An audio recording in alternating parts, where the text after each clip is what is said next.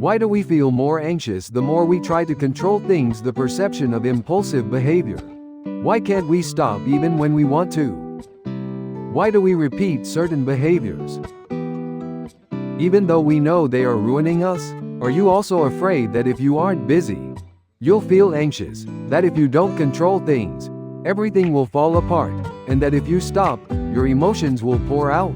Impulsive behavior manifests as saying things right away when angry, buying unnecessary items when anxious, and reacting without controlling emotions when lonely. Behind that behavior lies not a lack of willpower, but a deep desire to protect one's heart. Today, we aim to explore the story of the heart hidden behind the name impulsive behavior and our relationship with God. Am I hindering my walk with God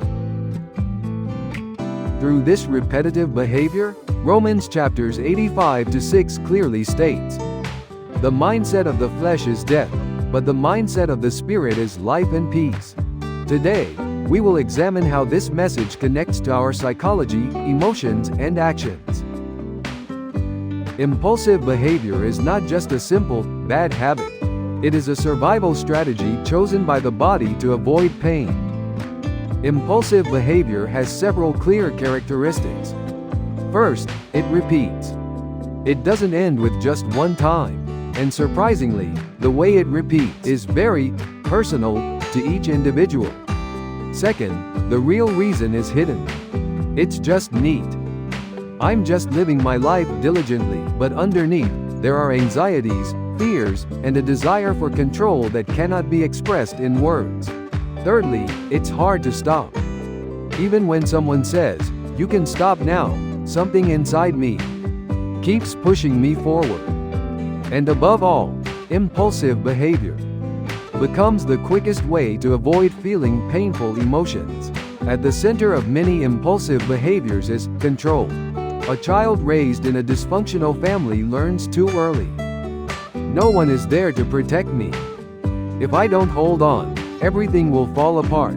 So the child comes to a conclusion: I have to control to survive. They try to control their emotions, the situation, and even people. On the outside, I may seem strong, but deep down, there is always anxiety and loneliness. The Apostle Paul says, "The mindset that follows the flesh leads to death, while the mindset that follows the Spirit leads to life and peace." The important thing here is, what thoughts are guiding my life? Peter confessed Jesus, but in the face of the way of the cross, he reacted with a fleshly mindset. In that moment, even the beloved disciple Peter becomes someone who obstructs God's work. We are no different. When unresolved emotions and impulses dominate life, even with faith, the heart gradually becomes desolate. So, how can we become free? First, we must let go of distorted images of God. We need to see God not as a frightening being who only demands, but as a father who gave his son for the wounded me. Secondly, we need the courage to entrust control to God. The more we try to hold on to everything, the more exhausted we become. Third, you need to make a small but specific change plan. Impulses don't disappear overnight, but you can make different choices starting today. Today, keep this question in your mind. Is this action that I repeat leading me to life, or is it binding me? The Holy Spirit does not condemn us but invites us to freedom. You are not alone on this journey. Healing does not begin only after all problems are solved. The moment I realize that I don't have to hide the fact that I am hurting from God, healing has already begun.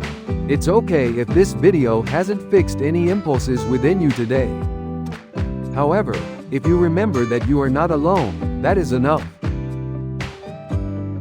God respects your pace and is waiting for you right here, right now. Healing begins here today. Thank you for listening.